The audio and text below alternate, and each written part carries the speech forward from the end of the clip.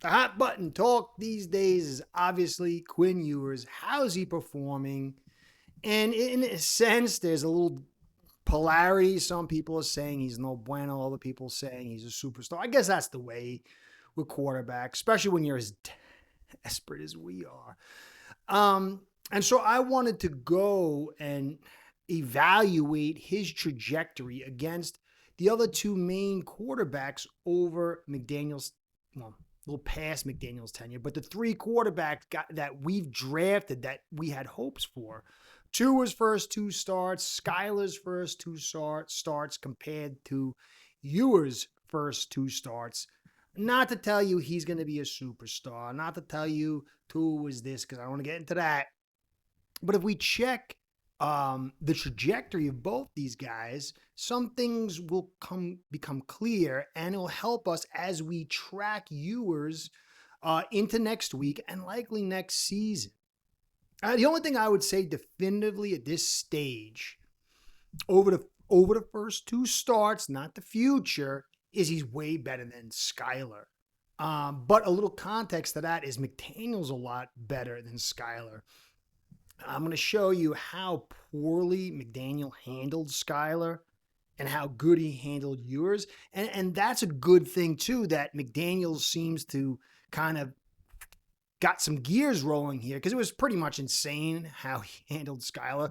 But either way, it's very clear that Ewers has a lot of the traits that McDaniel liked in Tua, and it fits well with him. So I'll go back and compare these two starts. And in the end, guys, he's a 7th round pick. And if he's an average starter or a good backup, that's a ton of value for a 7th round pick. It's a huge win for us. And so next week's game is going to be very, very tough. I know there's a lot of film out there. I'm not going to do film because I'm sure everybody's doing film on it. But these two starts does show good stuff for Ewers as a first two starts for a foundation. Next week's going to be brutal. I wouldn't, if he wins and he plays unbelievable, then sky's the limit and we can get a little crazy. But if he gets beat, I wouldn't get too upset. You know, he sucks. He's coming back next year, almost certainly with McDaniel, and we'll get a longer evaluation. You've got to do this over a long period of time. We know what Tua is at this stage. And I always say this context, you got to run the football. You got to protect your quarterback. You got to have a coherent scheme. And Tua's had a lot of stuff, good stuff around him, just not great. And he's a pretty decent quarterback when he was doing his best thing. But unless you're a really elite quarterback, it's more magnified the lower you are from that, how much surrounding talent. I thought Skylar had some pieces there. Ewers has some. Neither one of these three quarterbacks had great situations, but I want to go through the context, who they played, how it turned out, and you'll see that you should be happy that Ewers is playing what he's playing at, happy at the potential, happy that he's clearly better than Skylar. We did much better when we missed out on Purdy. I'm not saying he's Purdy 2.0, but I think there's a lot of stuff to indicate of the last three main quarterbacks we've taken, he's clearly in second. And there are some comparables to Tua, who was the 5th overall pick. Not saying he's equal or whatever. I don't want to get people offended. But this is what I want to get into today. So, please like, subscribe, all that stuff. View as much as you can. Comment. I love the comments. Get into that. So let's get into quickly. I got to go crazy on it, but context. Tua's first two starts. His first game was against LA. It was abysmal. It probably was worse than Skylar's first two starts.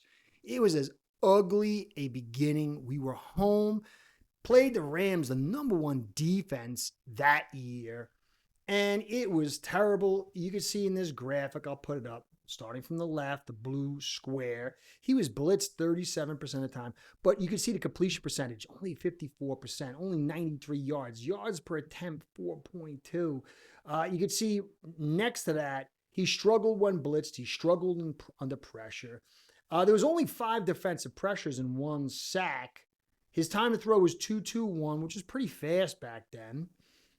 He was given a lot of help, not a ton, but he had 20% play action, and he had 16.7% screens. And it's a lot of the stuff that we're doing now as far as structure. But he struggled mightily, and it was a terrible game. It opened up with him with the fumble. And so that clearly was a terrible game. It matched what Skylar did over his first 2 starts. And while Ewers didn't have that poor of a performance, he had a good performance. He wasn't playing the top defense. And he had a run game. Tua over his first 2 starts had 55 yards against the Rams, like 93 versus the Cardinals. So he didn't really have a lot of run support. The offensive line, Flowers wasn't bad, Karras wasn't bad, but he had some really poor pieces around him. He had Kinley, I think he had Davis, and then he had Hunt, who was playing tackle, which wasn't his position. Clearly, I would say he had the worst offensive line of the bunch. I would say Skylar had the second, although they didn't play well. Teron was in, Hunt was in, Connor was in. They played poorly, but a lot of that was because of what McDaniel did. And just Skylar holding the ball forever. Ewers had somewhere in between there, probably the second best, stable, not the most talent, but I think it was more stabilized than Tua's, but not nearly as good as Skylar's. So get back into it, Arizona. And you might not like Tua, but this was I didn't realize how good a game it was. I don't have the film, but I'm going over by memory and going over these numbers. He bounced back strong. Now, this was a 15-12 defense. It was a pretty good defense he was facing. He had 67.6 completion. He was blitzed 52% of the time. His yards were 248, 8.9 per attempt, 2 touchdowns, no picks. You can see his grades over there were pretty good, kept clean. They weren't as good when blitzed and under pressure. He had 11 defensive pressures, which was pretty high, 3 sacks. He had a long time to throw, 2.33. Average depth of target was 10.1. Play action got high at 26.5, but no screens. He had a good game. Gailey did a very good job. Both of them were restricted by no run attack and skill talent and offensive line.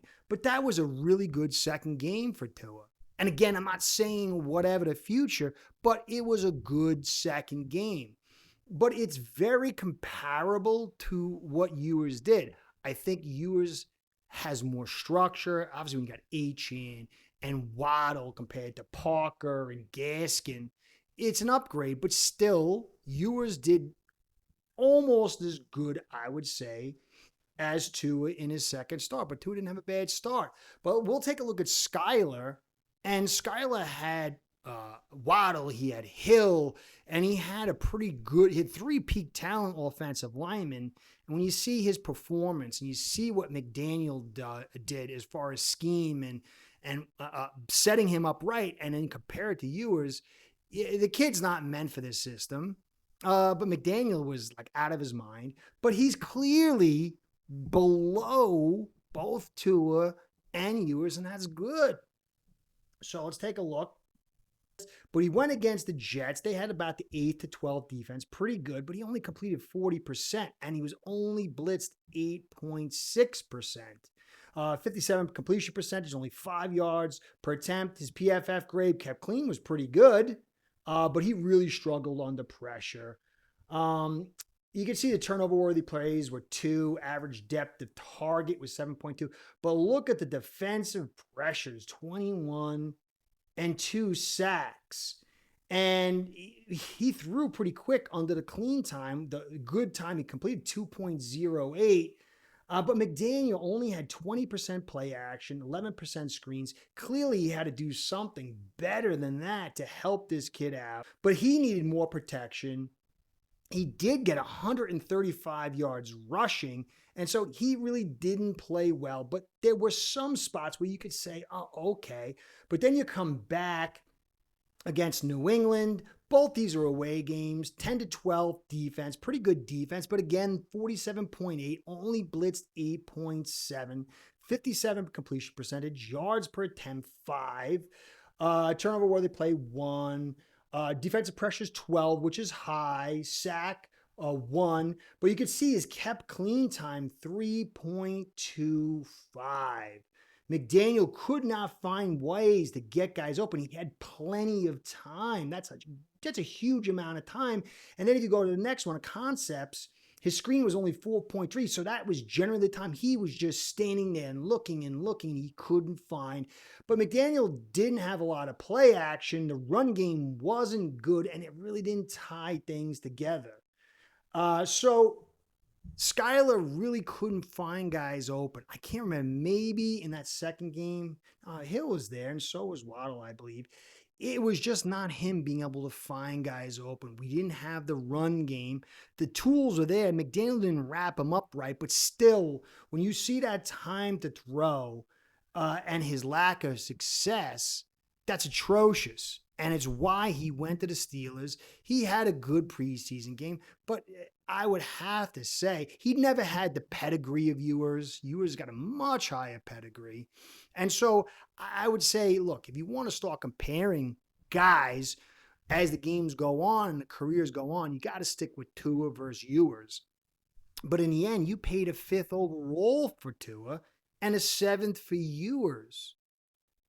That's tremendous again. So let's take a final little look here at Ewers. And you can see he was only blitzed 16% of the time week 1. We were behind. A lot of these yards got padded by, basically playing prevent in the second half. He had some good stuff in the first half. He was around 100 yards. But he ended up with 2 interceptions. But look at under pressure. You can see the PFF grade. It was good. When blitzed, it was good. He had 2 turnover-worthy plays, which was in that second half. Average yards per attempt and average depth of target was deep. So he was asked to attack deep. A lot of that came in the second half still, but it was still pretty darn solid. He only had 8 pressures, no sacks. The time to throw was pretty high. He struggled a little bit. You can see his PFF grade, 56.5 and 56.6 when kept clean, but it was his first start. But you could see McDaniel with 41.9% play action, 12% screen. This is something he should have definitely done with Skylar, and he was backed by a pretty good running attack. And so I thought he did a solid job. He was better than Tua's first start and better than Skylar's first start, but he did have a little bit better framework, and he went against the 32nd defense.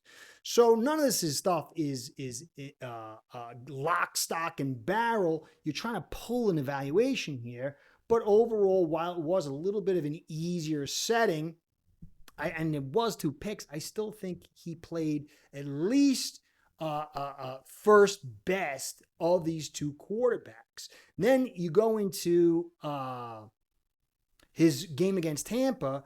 They were a beat up defense. They've been struggling but when you go over their total numbers, they're around 13th to 15th. It's a pretty good defense. And you can see they held things together. They struggled with the run defense. Okay, but it's a pretty good defense. Not as good as what Skylar faced. Not as good as Tua's first game, but around his second game. 35 points. That's a big difference when blitz, 16 to 35%. But there was pressure. You can see the PFF grade. He didn't throw any turnover-worthy plays. You can see under pressure, he struggled under the pressure, 36.8 and 38.6. When blitzed, though, he did okay, 63. Overall, his grades weren't good, and some people might say PFF stinks, but when you go through it, you can see that there was stuff open for him. He made 3 big plays. I only put one big time throw. I would disagree.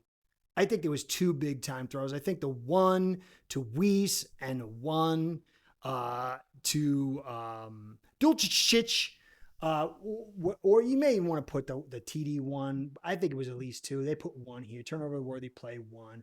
But the average depth of target was 10 yards per attempt, 7.7. But you could see McDaniel definitely wrapped him up with 42.9% play action and 17% screen. And while it does protect him, it pulls guys out of routes. But for a young quarterback, I think that was smart. I think McDaniel was kind of stupid with Skylar, but he got smarter with Ewers. I thought Ewers is much better fit. And I think that if you look at Tua, his first game was absolutely atrocious, and you could say he played the Rams. But Ewers is at least matching his second game. And that's important. I think we've got to understand that Tua is going to be gone. We're probably going to draft another quarterback this year or next. And this kid has shown enough to not screw it up, make a few plays, be able to get out on a move, the nice little rollout and a side chuck to Waller for the first down. And so in a not a great framework, I've been saying for years, Tua has been held back from being his maximized self by this framework. And so in a way, Ewers is too. And so if you build this better framework, then you should see more out of Ewers. And it's only his second game. So I would say if you look at all three of these guys, value, Ewers is clearly the highest when you factor in production. I would say too, his second game was a very good game and probably better than both of Ewers. But there's a long way from here to there. Tua had his health issues. Tua has some of these other things. You could see Ewers throws the deep out and a corner routes better than Tua. And so let's be happy with what we got. We're going against the Patriots, which is going to be a tough game. And we'll see what he's made of. I wouldn't get too low on him if he underperforms. I would, though, if he performs really well, kind of rise into a little bit of a hopium level. He's going to be here next year, and we'll see. But so far, through two games, at the very least, when you factor in all the context, he's sort of on par with Tua, and that's great. And he has far surpassed Skylar. So let's be happy. Big week coming up to see what this game's about. I'll get some coverage in there. If you want to put something for me to cover in the comments, whatever gets the most likes or whatever, I'll do for tomorrow. If not, I'll figure something out. But I think this is good for us to see. Be happy with Ewers. Don't be overly ecstatic because there's a long way. He's got to let the film come at him. No position in football is like the quarterback when he talks about the film catching up with the guy. So it'll take a while for the film to catch up with them. But overall, we should be happy. Why not? It's not hopium, it's true. This is a good first two steps, and let's enjoy. Curtis saying, be well, go Fins. Curtis out. Start building your own online sports book today by getting signed up with aceperhead.com service that'll allow you to book action on sports from all around the world.